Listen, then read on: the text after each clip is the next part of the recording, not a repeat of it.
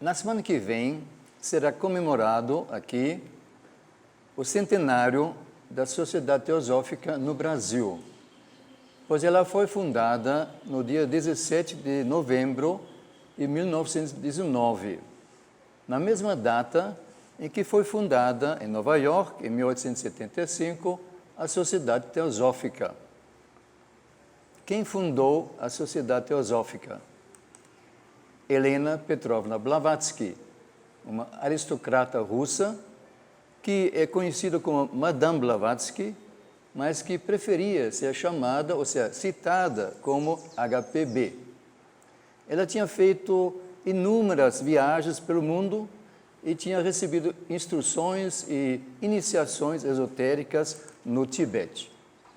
E Henry Steele Olcott, coronel norte-americano, cujos retratos mais conhecidos são aqueles da barba volumosa. Mas aqui à esquerda temos também um retrato feito pela própria Blavatsky, em 1877, ou seja, ele mais jovem, sem essa barba. Mas, na verdade, os verdadeiros iniciadores ou instigadores da fundação da Sociedade Teosófica foram Mahatmas, ou mestres de sabedoria, ou adeptos, que viviam na Índia, no Tibete, e os dois que realmente são os iniciadores são o Mahatma Maurya e o Mahatma Kutumi. Isso fica claro nas cartas dos Mahatmas para Apisinit, ou seja, cartas que eles escreveram para esse senhor, Apisinit, e essas cartas foram publicadas em 2 volumes pela editora Teosófica. Por exemplo, o Mahatma Maurya disse: nós a enviamos para a América, quer dizer, Blavatsky. Fizemos com que se conhecessem, ela e Olcott. E o experimento começou. O movimento teosófico. A própria Blavatsky, HPB, anotou em julho de 1875, ou seja, antes da fundação, que ela recebeu ordens da Índia de estabelecer uma sociedade filosófico-religiosa e escolher Olcott. De fato, Olcott foi eleito presidente no dia da fundação. Ele ficou na presidência durante 31 anos. No final de 1878, os dois se mudaram para a Índia e estabeleceram primeiro a sede da Sociedade Teosófica em Bombaim, hoje Mumbai, e depois em Adyar, um bairro de Madras, na antiga Madras, hoje Chennai. Aqui temos uma foto do prédio principal dessa sede em Adyar, no final do século XIX, e aqui hoje, pois a sede fica ainda hoje lá em Adyar. Olcott fez muitas viagens pela Índia e também em outros países para divulgar a Sociedade Teosófica, para fortalecê-la, inclusive fundando lojas teosóficas. Então, Olcott foi extremamente importante para a Sociedade Teosófica. Por exemplo, HPB disse em 1886, ele pagou as enormes despesas de viagem da América para a Índia e aquelas da nossa instalação em Bombaim, e sustentou os 2 representantes, quer dizer, ela e Olcott, com seu próprio dinheiro durante quase 18 meses. Como se mostrou em 12 anos, o fundador, Olcott, labutou quase sozinho nos interesses da sociedade e do bem geral. E a única reclamação que se ouvia dele é que não sobrou tempo para seu próprio desenvolvimento e para os estudos. Ela continuou: o presidente fundador está trabalhando e labutando sozinho, lá em 1886, tendo apenas alguns poucos teosofistas em Adyar para ajudá-lo.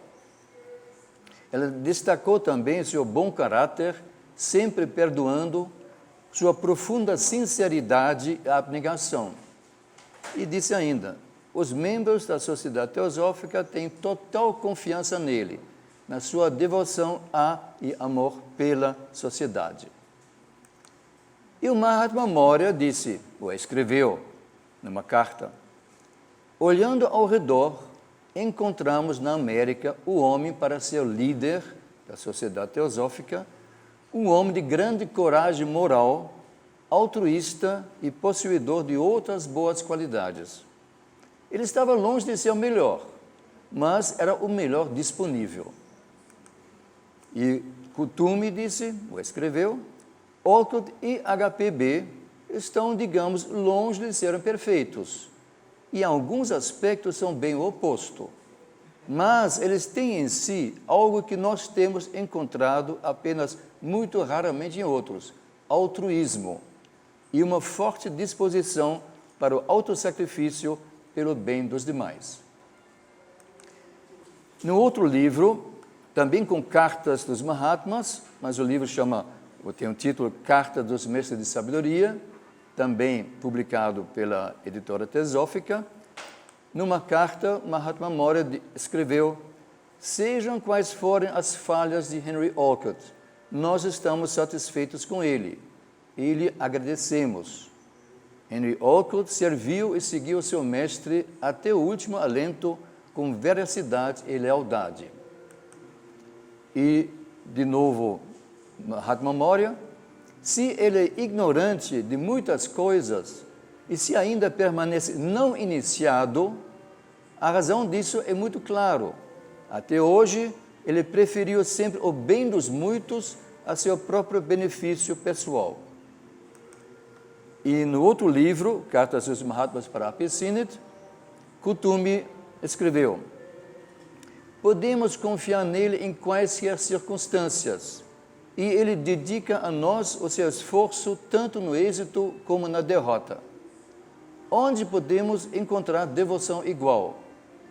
Ele é uma pessoa que nunca questiona, mas obedece, que pode cometer inúmeros erros devido ao seu excesso de zelo, mas está sempre pronto para reparar seus equívocos, mesmo à custa da maior humilhação pessoal.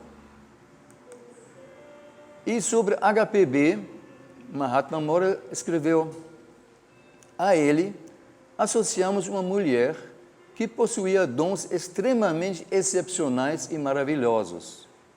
Junto a esses dons, havia certos defeitos pessoais, mas, sendo como era, não havia ninguém comparável a ela que estivesse vivo e apto para esse trabalho. Qual foi a razão da fundação da Sociedade Teosófica justamente naquela época? É que reinava o materialismo científico de um lado e o dogmatismo religioso do outro.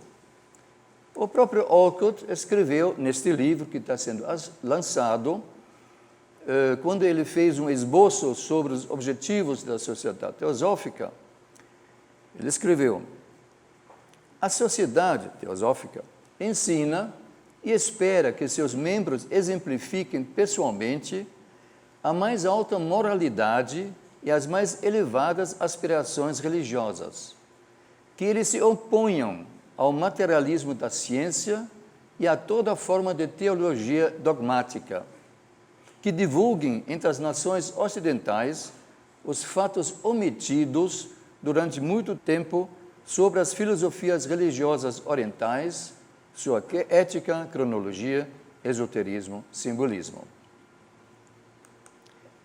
Olcott escreveu ou manteve um diário a partir de 1878. A partir de 1892, ele transformou esse diário, o conteúdo desse diário, em artigos que foram publicados na revista The Theosophist, que os dois tinham fundado lá na Índia.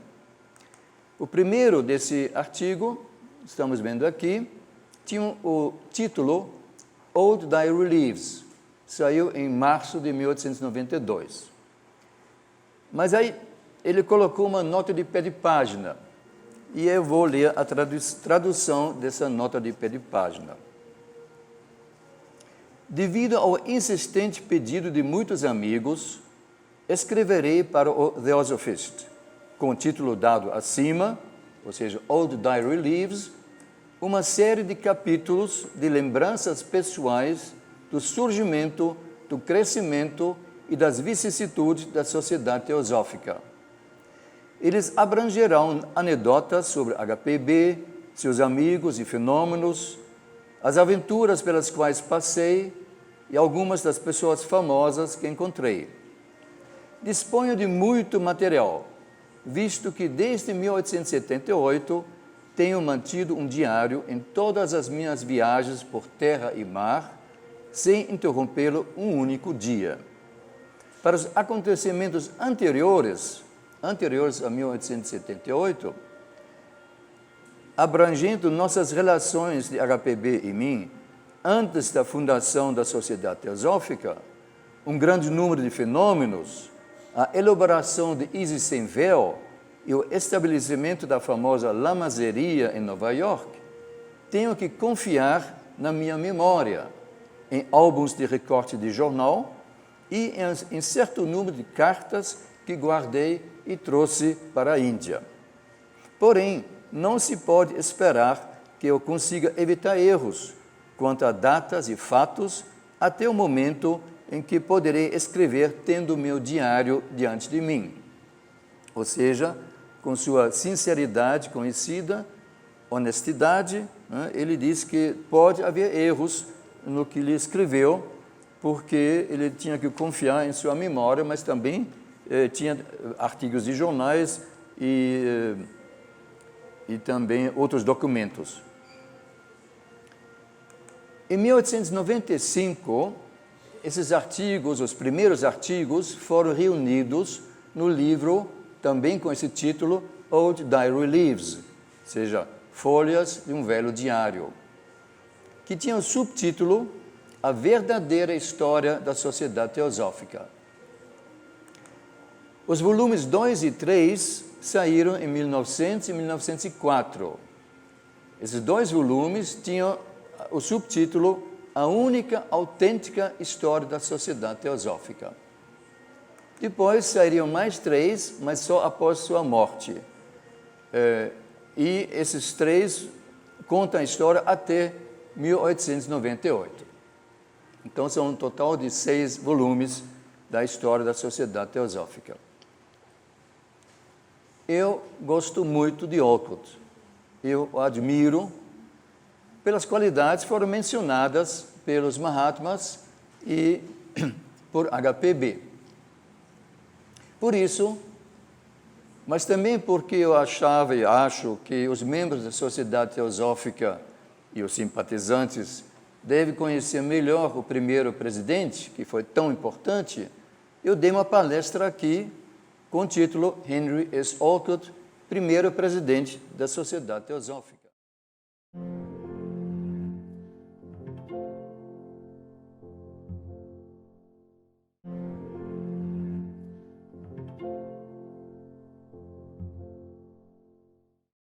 Depois resolvi traduzir o segundo volume, 16, que trata dos anos 1878 a 1883, e que eu dei o subtítulo Os Primeiros Anos na Índia. E depois disso, resolvi, então, traduzir também o primeiro volume, aqui a capa desse primeiro volume no original, e então essa tradução está sendo lançada hoje. Mas alguns sabem que esse primeiro volume já tinha sido traduzido, só que essa tradução está esgotada e a editora nem existe mais. Além disso, eu constatei que havia diversos erros de tradução. Então, eu resolvi fazer uma nova tradução. Também eu vi que o Olcott mencionava muitas pessoas, muitos fatos e também usava termos pouco conhecidos. Então, achei por bem acrescentar notas explicativas. E assim, tem mais de 400 notas de pé de página nessa tradução. No prefácio, Olcott diz: era mais do que evidente que se eu não dissesse o que apenas eu sabia, a verdadeira história de nosso movimento nunca poderia ser escrita, nem seriam conhecidos os reais méritos de minha extraordinária colega, HPB. Portanto, nessas páginas eu contei a verdade sobre ela e sobre os começos da sociedade, uma verdade que ninguém pode desmentir. E no volume 2, no prefácio do volume 2, ele diz: eu me orgulho de que, apesar de essas memórias terem sido publicadas mensalmente em The Theosophist, desde março de 1892, e terem sido lidas por centenas de pessoas presentes nos acontecimentos relatados, a veracidade nunca foi posta em xeque. Os primeiros dois volumes, então, tratam dos anos 1874 a 1883. E são especialmente interessantes porque Olcott estava em contato quase diário com Blavatsky. Primeiro nos Estados Unidos, até 1878, e depois na Índia, até 1885, quando ela se mudou para a Europa. Agora vamos então ao volume 1, a essa tradução. Mas cabe também mencionar a revisão feita por Margaret Welker, que é a minha esposa, e Solimeire Oliveira Schilling. Trabalho voluntário, como é de costume aqui na Sociedade Teosófica. A Solimeire, inclusive, é revisora de vários livros da editora Teosófica. Para vocês terem uma ideia do livro, do conteúdo do livro, eu vou ler os títulos, os capítulos, fazer breves comentários ou observações e algumas citações. Primeiro capítulo. Primeiro encontro dos fundadores. Blavatsky e Olcott estavam investigando, em 1874, fenômenos espíritas acontecendo nos Estados Unidos, particularmente numa fazenda dos irmãos Eddy. Então ele conta o primeiro encontro dos dois. Foi um incidente bastante prosaico. Eu disse: permettez-moi, madame. E lhe ofereci fogo para o cigarro. Assim, nosso conhecimento começou com fumaça, mas causou um incêndio grande e permanente. Incêndio grande nas ideias filosóficas e religiosas. Por que ele falou em francês? Permettez-moi, madame, é francês. Porque ele tinha ouvido duas senhoras, inclusive a Blavatsky, falando em francês. Então ele escreveu. As duas senhoras conversavam em francês, fazendo observações sem importância, mas percebi imediatamente, pelo seu sotaque e pela fluência, que Blavatsky, se não era parisiense, ela devia pelo menos ser uma verdadeira erudita francesa, ou seja, ela falava muito bem francês. Suas outras línguas, Blavatsky, o russo, era língua materna, georgiano, a língua russa, da Rússia também, ela parecia ou falava ou compreendia. O inglês, ela escrevia quase tudo em inglês, só que não dominava tão bem como o francês, de modo que sempre foram necessárias correções, revisões. E o alemão, o pai dela era de descendência alemã, de uma família aristocrática alemã, von Hahn, e ela aprendeu alemão na infância, um pouco, não se sabe exatamente quanto, mas depois, quando ela morou um certo tempo na Alemanha, ela não sabia alemão. E o sânscrito, quanto ela sabia de sânscrito? Ela compreendia os termos sânscritos, ela explicava, corrigia, inclusive, outros autores, né, que outros autores falavam dos termos sânscritos, então ela entendia de certa maneira o sânscrito, mas também não dominava. Tinha um outro aspecto de Blavatsky que Olcott menciona mais tarde, no capítulo 28. Ela era uma excelente pianista, tocando com uma destreza e uma expressividade que eram simplesmente magníficas. Ela tinha sido aluna de Moscheles, não sei, compositor tcheco. Quando, na sua juventude, ela estava com seu pai em Londres, tocou num concerto beneficente com Madame Clara Schumann e Madame Arabella Godard, numa peça de Robert Schumann, para 3 pianos. Clara Schumann e Arabella Godard eram pianistas famosas da época, e então Blavatsky tocou com elas, então ela tocava muito bem piano. Capítulo 2, Madame Blavatsky na América. Aí Olcott fala sobre a sua chegada aos Estados Unidos, sobre alguns fenômenos produzidos por HPB, ela produzia muitos fenômenos, nós vamos ver depois ainda, e ele fez uma tentativa de classificação desses fenômenos. Capítulo 3, fenômenos na Filadélfia, mais fenômenos que ela produzia, e ele emite a seguinte opinião sobre Blavatsky. Uma mulher de verdade, masculinizada, vivendo como outras pessoas quando desperta, mas que, quando adormecida ou em estado de clarividência desperta, ia para outro mundo e lidava com pessoas mais nobres, os Mahatmas. Uma personalidade que habitava um enfraquecido corpo de mulher, no qual turbilhona um ciclone vital na maior parte do tempo, para citar as palavras de um mestre, ou seja, Olcott cita aqui o Mahatma. 4. O segundo casamento de Madame Blavatsky. Muitos não sabem que Blavatsky se casou uma segunda vez, mas o capítulo trata, a maior parte do tempo, de fenômenos espíritas, de materializações, do espiritismo em geral, mas depois fala então de um espírita russo, um senhor B. E aí eu vou ler o que ele escreve sobre ele e esse casamento. Esse senhor caiu imediatamente num estado de profunda admiração. Quando ela percebeu que ele se inclinava ao casamento, ela o recusou persistentemente e ficou furiosa ante sua insistência.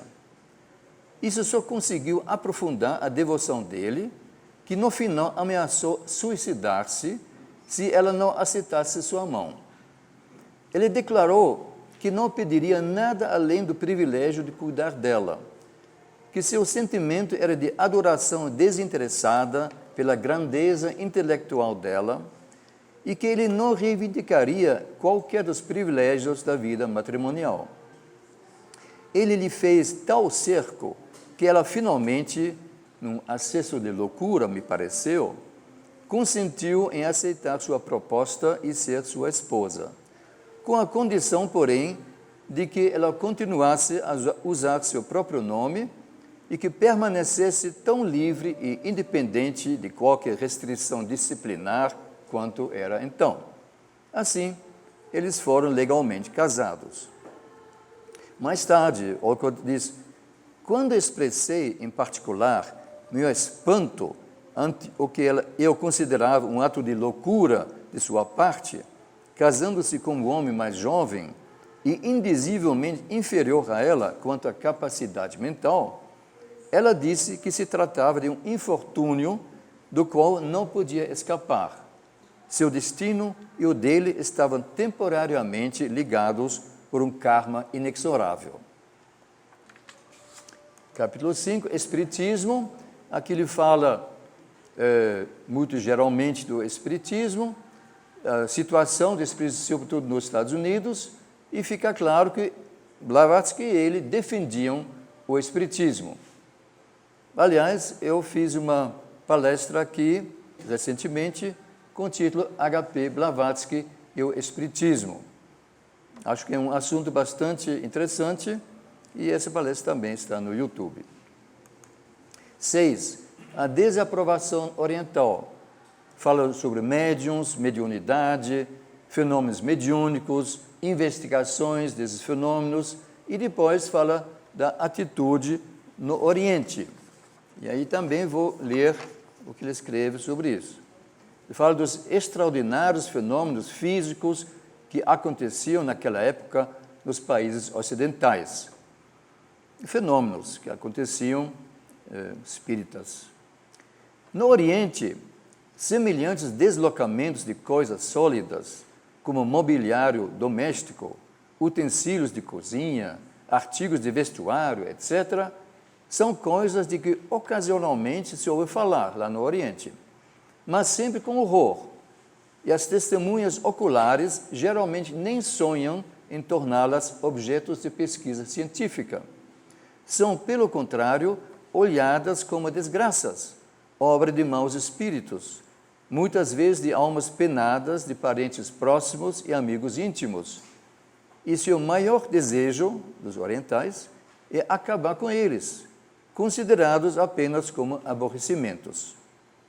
Aí ele acrescenta: repito apenas aquilo que foi frequentemente explicado por todos os escritores teosóficos, isto é, que o intercâmbio entre os vivos e os seus amigos e parentes falecidos é, para o asiático, uma prova abominável de que os mortos não estão felizes e desligados dos interesses terrenos, e são assim estorvados em sua evolução normal para a condição de puro espírito.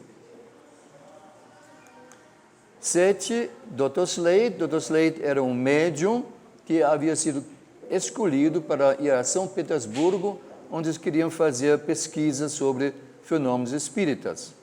Mas esse capítulo também trata de conhecimentos gerais de Blavatsky, e ele fala aqui do primeiro lance oculto de Blavatsky, que ela mesma chamava de lance oculto, o primeiro lance oculto, porque era o primeiro artigo sobre ocultismo, porque anteriormente ele só tinha escrito sobre espiritismo.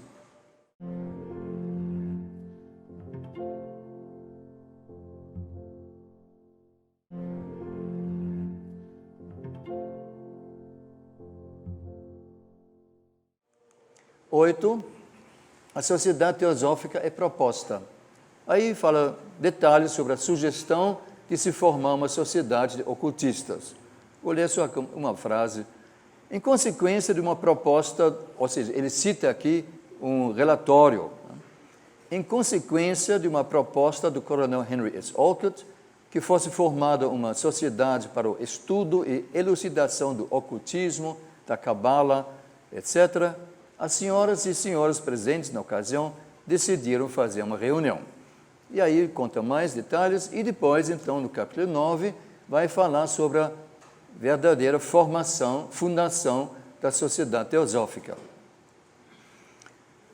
Entre outras coisas, ele diz: muitas noites, depois de termos estabelecido a sede da sociedade em nossa residência, quando nossos visitantes tinham ido embora, HPB e eu parávamos na sala da biblioteca para fumar e conversar antes de cada um ir para seu quarto. E ríamos ao pensar com quão poucos poderíamos contar para nos ajudar. Relembrávamos os belos discursos e sorrisos dos convidados da noite e falávamos sobre seu egoísmo, que muitas vezes pretendiam esconder. Mas há uma coisa que, com o passar do tempo, sentíamos cada vez mais, que nós dois podíamos confiar totalmente um no outro com relação à teosofia. Costumávamos falar de nós mesmos como sendo os gêmeos teosóficos. 10. O Barão de Palm, um personagem sobre o qual ele diz: o incidente especial a ser tratado no presente capítulo é a história da relação do Barão de Palm com a nossa sociedade, seus antecedentes, morte, testamento e funeral. Sua cremação exigirá um capítulo separado. Isso não é teosofia, mas eu não estou escrevendo teosofia. É a história, um dos vários assuntos que entraram nas preocupações da nossa sociedade e que muito ocuparam o tempo e os pensamentos da minha colega e os meus. Esses assuntos deram, em particular a mim, como presidente, responsabilidades muito graves. E depois, então, capítulo 11, ele vai falar detalhadamente sobre essa primeira cremação na América, que foi a cremação desse senhor, desse Barão de Palm. 12º, o suposto autor de Art Magic. É um livro publicado pela senhora Hardinge Britton. Ele escreve: tanto o livro quanto nossa sociedade afirmavam simultaneamente a dignidade da antiga ciência oculta, a existência dos adeptos, a realidade ou contraste entre a magia branca e a magia negra, a existência da luz astral, a movimentação de raças elementais nas regiões do ar, da terra, etc., etc., etc. A senhora Britton afirmou que Art Magic havia sido escrito por um adepto que ela conhecia. Mas aí ele discute isso e refute. Ele não acredita que foi um adepto que escreveu esse livro. Capítulo 13, Isis Senver, o livro que Blavatsky escreveu de 1875 a 1877. E ele diz: se há algum livro que fez época, é este. De certa maneira, seus efeitos foram tão importantes quanto os do primeiro grande trabalho de Darwin foram em outra área. Ambos foram maremotos no pensamento moderno, e cada um tendia a varrer as meias-verdades teológicas e substituir a crença no milagre pela crença na lei natural. Ela me escreveu que era para ser um livro sobre a história e filosofia das escolas orientais e suas relações com as do nosso tempo. Ela disse que estava escrevendo sobre coisas que nunca tinha estudado e fazendo citações de livros que ela nunca tinha lido em toda a sua vida. E então, mais tarde, ele pergunta, de onde ela tirou esse conhecimento? Que ela o tinha era indubitável. De onde ela conseguiu isto? E aí, no capítulo 14, diversas hipóteses, ele se pergunta, quem escreveu Isis Senver? HPB, um mestre, um Mahatma, outra entidade? Se foi HPB, como ela escreveu isso? No seguinte capítulo, aparente possessão por entidade, ela continua essa discussão, né, sobre quem, como Blavatsky escreveu esse livro, Isis Senver. Capítulo 16, definição de termos. Aqui ele fala muito da relação de Blavatsky com os mestres e depois explica o assunto Avesha, que é a ocupação do corpo por um outro ser. 17, reencarnação. Aí discute, em geral, esse tema da reencarnação. Mostra as opiniões de HPB e de filósofos sobre a reencarnação. E, no final, fala da publicação de Isis Senver em 1877. 18, os primórdios da sociedade. É um capítulo muito curto, onde ele fala sobre alguns poucos acontecimentos e fala da correspondência com espíritas, dizendo, por exemplo, entre as reminiscências mais agradáveis daqueles primeiros anos teosóficos está nossa correspondência com pessoas atenciosas e cultas de ambos os sexos. Guardo especial carinho às lembranças de duas, Charles Carlton Massey e William Stanton Mosen, ou Moses. Capítulo 19 e 20, com o título Visões Conflitantes, aí ele discute o assunto Siddhis, que são os poderes psíquicos, e também ele dá a biografia desse médium Stanton Mosen, ou Moses, e se pergunta qual a inteligência atrás o que se manifestava em Stanton Moses. E no final ele declara, nenhuma religião ou filosofia, ou quem as expõe, é mais elevada, maior, ou tem mais autoridade do que a verdade, pois a verdade e Deus são idênticos. Lembrando o lema da Sociedade Teosófica, não há religião superior à verdade. 21, a sede de Nova York, a chamada Lamaseria. Lamaseria, que é um mosteiro de lamas, era onde eles moravam, residência deles, mas onde também tinha a sede nesse prédio aí, em Nova York. Então ele fala sobre a vida na sede e sobre os visitantes, e aí eu vou ler também um texto que ele escreveu. Unidos em devoção a uma causa comum, em contatos diários com nossos mestres, absortos em pensamentos, sonhos e ações altruístas, nós dois vivíamos naquela metrópole estrondosa, tão intocados por suas rivalidades egoístas e ambições ignóbeis, como se estivéssemos numa cabana à beira-mar ou numa caverna na Floresta Virgem. Não estou exagerando quando digo que em nenhuma outra casa de Nova York seria encontrada uma atmosfera menos mundana. As diferenças sociais de nossos visitantes foram deixadas do lado de fora da nossa soleira. Ricos ou pobres, cristãos, judeus ou infiéis, cultos ou não, nossos visitantes recebiam as mesmas calorosas boas-vindas e a mesma paciente atenção às suas perguntas sobre assuntos religiosos e outros. Ele diz ainda, HPB nasceu tão grande aristocrata que ficava à vontade na mais alta sociedade, mas também era tão profundamente uma altruísta democrática que dava cordial hospitalidade ao mais humilde visitante. 22, descrição de vários fenômenos, mais uma vez, fenômenos produzidos por HPB, tem muitos, ela produziu muitos fenômenos, e no início ele diz, penso que os primeiros fenômenos de HPB deram um claro golpe à teoria, até então geralmente sustentada, de que as mensagens recebidas através dos médiums devem necessariamente ser mensagens dos mortos, pois HPB produziu os fenômenos na ausência de condições presumivelmente necessárias.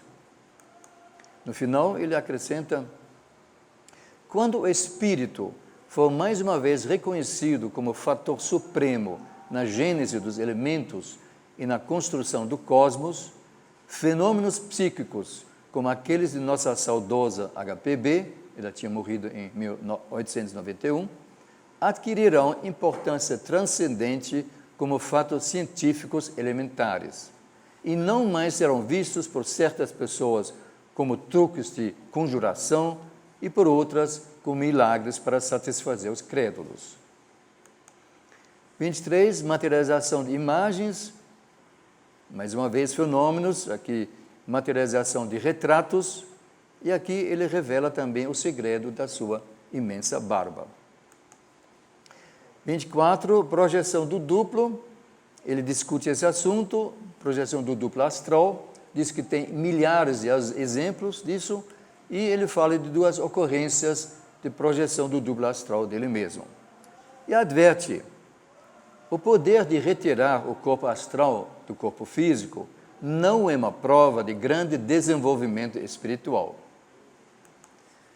Capítulo 25, Swami Dayananda, aí ele fala do relacionamento complicado entre a Sociedade Teosófica e Dayananda Sarasvati, o fundador do grupo Arya Samaj, uma sociedade que era um movimento reformista hindu, baseando-se exclusivamente nos Vedas.